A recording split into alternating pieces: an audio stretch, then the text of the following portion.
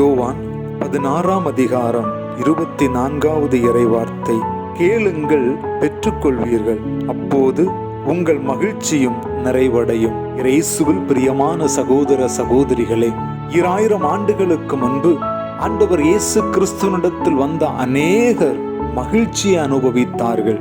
காரணம், அவர்கள் ஒவ்வொன்றுக்காகவும் ஆண்டவரிடத்தில் கேட்டார்கள்.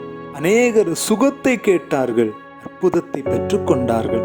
அமைதியை கேட்டார்கள், ஆண்டவர் அற்புதத்தை செய்து அவர்களை மகிழ வைத்தார்.